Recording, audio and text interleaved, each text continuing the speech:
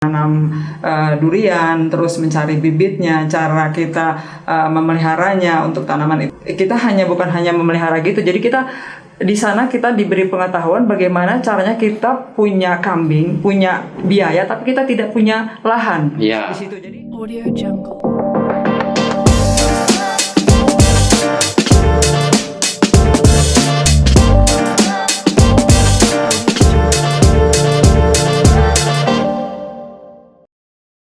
Hai Sobat Adiaksa, kembali lagi bersama kita di podcast Adiaksa Kejaksaan Tinggi Jawa Barat. Kali ini kita akan membahas seputar MPP atau Masa Persiapan Pensiun. Telah hadir bersama kita narasumbernya ada Ibu Mia Banulita, beliau sebagai Asisten Pembinaan Kejaksaan Tinggi Jawa Barat. Dan di sebelahnya telah hadir Ibu Nurmayani, beliau sebagai jaksa senior di Kejaksaan Tinggi Jawa Barat. Selamat pagi Ibu. Selamat pagi. Ya, terima kasih telah hadir di podcast Jaksa Kejaksaan Tinggi Jawa Barat. Beberapa waktu lalu Ibu Kejaksaan Tinggi Jawa Barat melaksanakan kegiatan MPP ya Bu ya di perkebunan dan peternakan. Baik, terima kasih Mbak Riva, Mas Cahya. Sebelumnya saya mau menyapa Sobat Adiaksa seluruhnya di wilayah Jawa Barat. Selamat pagi semuanya, salam sehat semuanya untuk kita semua. Baik, tadi pertanyaannya adalah terkait dengan MPP. Apa sih MPP itu ya? MPP singkatan dari Masa Persiapan Pensiun. Nah, jadi setiap pegawai negeri itu pasti ada batas usia dia bekerja. Nah, biasanya setahun sebelum dia selesai menjalankan tugasnya, ada yang namanya masa persiapan pensiun. Jadi itu setahun sebelum selesai melaksanakan tugas.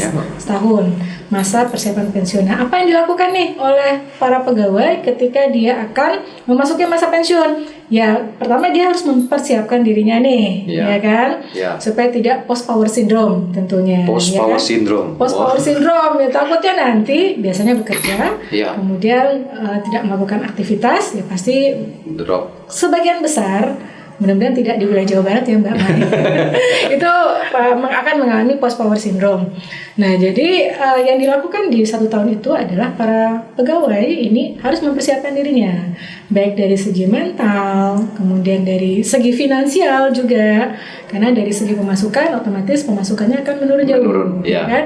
Dari mental juga demikian, yang biasanya dia punya aktivitas padat ya sehari-hari, bekerja di kantor, ini kemudian tidak bekerja dan beristirahat di rumah. Jadi untuk kondisi-kondisi baru itu harus dipersiapkan. Dan tentunya hal-hal yang terkait dengan proses pengajuan. Jadi dalam hal ini administrasi ya. Jadi terkait dengan administrasi pengusulan pegawai tersebut, termasuk juga untuk dia dalam rangka memenuhi hak-haknya nanti setelah pensiun itu harus diajukan ya setidaknya setahun atau 6 bulan sebelum memasuki masa pensiun. Nah, jadi intinya ya masa-masa seorang pekerja yang akan memasuki pensiun ini untuk mempersiapkan dirinya ya, baik dari segi tadi kelengkapan dokumen administrasi kepegawaiannya, dari segi mentalnya maupun dari segi persiapan kebutuhan finansialnya. Berarti secara fisik Ibu harus dipersiapkan juga ya, yang biasanya mungkin terbiasa aktif bekerja sana sini gitu, sekarang ternyata kita udah di masa berhenti gitu. Ini karena kebanyakan kan kita lihat di Kejaksaan Tinggi Jawa Barat ini udah jaksa-jaksa senior tapi masih ada full power untuk kerja. Masih semangat. Gini Bu, ya Sobat Adiaksa juga pengen tahu umur atau usia berapa untuk kejaksaan di dalam memasuki masa pensiun ini untuk jaksa sendiri dan juga tata usaha atau pegawai biasa kata orang itu Bu. Iya. Kalau di kejaksaan kan ada jenis pegawai tata usaha stafnya ya. Staff ya. Itu di usia 58 tahun. Itu yang dia jabatannya fungsional umum, tapi ada jabatan fungsional tertentu di kejaksaan. Itu tergantung ketentuan peraturan perundang-undangan yang mengatur batas usia jabatan fungsionalnya. Nah, salah satunya jaksa itu sampai di usia 60 tahun. Batas usia pensiunnya. Itu jabatan fungsional jaksa. Bu, ini Kejaksaan Tinggi Jawa Barat ini melaksanakan MPP ini sejak kapan Bu? Sebenarnya gini, MPP itu pasti semua melaksanakannya. Oh, semua. Ya kan, semuanya pasti mempersiapkan itu. Cuma memang khusus tahun ini ya kita membuat sebuah inovasi. Sebenarnya bukan inovasi, tetapi hal yang sudah dilakukan oleh pusat kita adopsi untuk kita berlakukan atau terapkan di wilayah Kejaksaan Tinggi Jawa Barat. Jadi adopsi dari Iya. Jadi adopsi. tadi kan terkait dengan apa sih yang mesti dipersiapkan pada masa MPP. Tadi artinya dari masalah kesehatan mental, dari fisik yang Mbak Diva bilang, kemudian kemampuan finansial itu juga mesti dipersiapkan. Nah, kita itu memberikan insight ya kepada teman-teman yang akan menghadapi MPP ini. Satu wawasan, bukan wawasan baru, cuma alternatif wawasan kan. Kira-kira ketika memasuki masa pensiun nanti, apa sih kegiatan yang bisa dilakukan, apa sih aktivitas yang bisa dilakukan, terutama aktivitas yang juga bisa sekaligus bisa menambah income. Jadi ini ada bekal ya Bu ya, nanti di masa pensiun kita nggak bingung lagi harus gimana kayak. Betul. Nanti sesuai dengan arahan Ibu Kajati juga, coba tolong kita buat satu kegiatan yang bisa menambah wawasan teman-teman ini agar bisa punya alternatif pilihan lain kegiatan yang bisa dilakukan di masa pensiun. Gitu ya kan. Nah, kita sudah lakukan beberapa waktu yang lalu. Kita bekerja sama dengan lembaga pembiayaan ya yang bisa juga kemudian bisa membantu teman-teman ketika memang tertarik untuk melakukan kegiatan yang sifatnya investasi hari tua loh Bu. Investasi di hari tua. Jadi memang lebih kepada kita kasih pilihan ini loh. Kalau mau berkegiatan yang menghasilkan bisa melakukan kegiatan di ini. Kalau kemarin kita melakukan kunjungan di sebuah peternakan dan perkebunan ya. Namanya Barokah Farm. Di sana teman-teman yang akan memasuki masa pensiun itu melihat bagaimana proses penanaman pohon durian, kemudian alpukat, kemudian bagaimana melakukan peternakan terhadap domba ya kan. Nah, di situ teman-teman belajar ya kan, bagaimana cara bertanam, terus bagaimana cara memasarkan hasil tanam tersebut. Demikian juga dengan domba-domba tersebut. Kalau untuk tahun ini Kejaksaan Tinggi pesertanya untuk kegiatan MPP di Kejaksaan Tinggi ini pesertanya ada berapa banyak Ibu? Jadi pesertanya tahun ini bukan hanya Kejaksaan Tinggi Jawa Barat ya.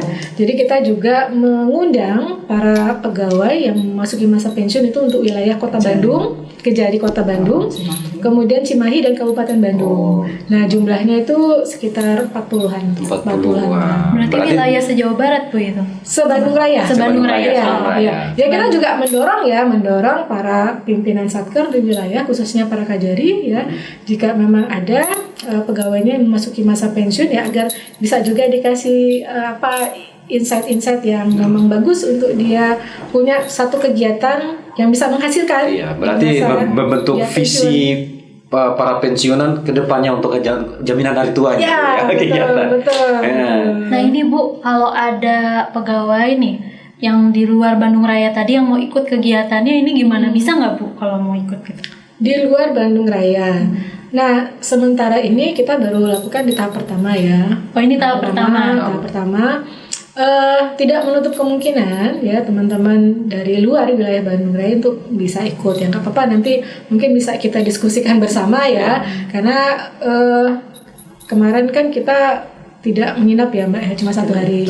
Kalau teman-teman dari wilayah Bandung Raya mau menginap, mungkin mau nginep di rumah saudaranya di Bandung, ya silakan. Nanti kita bikinkan kegiatan di sini. Berarti kegiatan ini termasuk ada Ibu Nurmayani nih? Ada. Nanti kalau MPP ini tuh kegiatan yang keberapa kali sih? Maksudnya apa ini yang pertama? Nah, kebetulan ini untuk wilayah Kejati Jawa Barat yang dilaksanakan oleh Kejaksaan Tinggi Jawa Barat ini baru pertama. Pertama kali. Tapi kalau pusat itu sudah beberapa kali melakukan kegiatan MPP di wilayah Jawa Barat. Sudah beberapa kali. Ibu, ada berapa teman-teman, ada berapa di sana Bu yang ngikuti kegiatan? Kemarin kebetulan kalau untuk dari Kejati ya banyak juga, tapi saya tidak hafal karena itu melibatkan juga ada jaksa juga dari Kejari, dari Kejari, Cimahi, Bandung Raya itu ya. Terus kalau teman-teman di sini yang jaksa tuh saya dari Datun Pak Hasbi, terus gitu ada Pak banyak tuh. Saya lupa. Di acara itu kan banyak acara seperti yang dibilang Ibu Asbin. Iya. Yang paling menarik acara apa Ibu? potong kambing atau ada potong domba?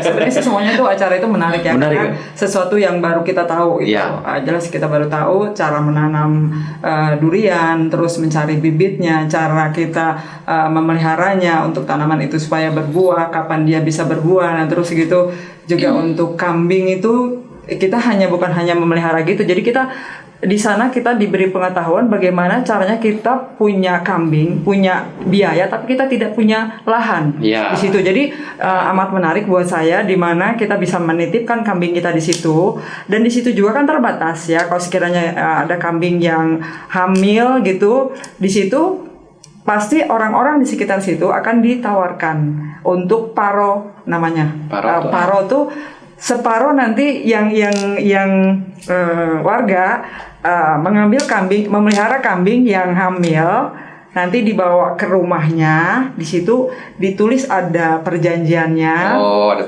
perjanjian. Nanti kalau kambing itu melahirkan, dipelihara di warga itu sampai dia lepas menyusui. Tapi seru juga ya Bu, maksudnya hal yang paling berkesan kemarin tuh dari acara apa sih Bu? Mungkin ada games-gamesnya. Ya, kalau gitu, nggak games bisa memang dilupain. tidak ada, tapi di sana kan mereka yang sebagai ininya apa narasumbernya di sana tuh menarik gitu ya. Iya. Jadi banyak, kita tidak bosan jadi untuk mendengarkan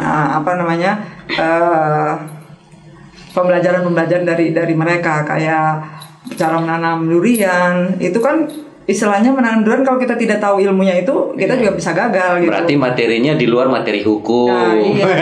Di luar dari penanganan. Selama ini gitu. KUHP Bu sama KUHP. KUHP sekarang enggak, kita harus tahu bagaimana perbandingan antara tanahnya dengan pupuknya. Terus berapa lama bisa dikasih pupuk kandang atau pupuk organik. Bagaimana caranya kita membuat lubangnya, ukurannya berapa kali berapa, itu semua diajarkan di sana. Jadi menarik sekali. Jadi gitu. edukasinya Bu ya. Iya, Secara menyenangkan gitu ya Bu ya. Tapi ada yang lebih menarik lagi. Ada yang lebih menarik lagi. Seharusnya pada saat kita ke sana itu lagi duriannya tuh lagi pada matang, itu yang menarik gitu. Oh ya, langsung menarik banget itu. makan di sana Bu ya. Oh, Kemarin udah masak. Udah jalan-jalan duriannya Bu. Kemarin udah masa ini selesai masa panen. Oh, masa panen. Masa panen udah selesai, udah beberapa bulan yang lalu. Jadinya kita tinggal cara bertanam dan memeliharanya dia sampai berbuah, itu aja.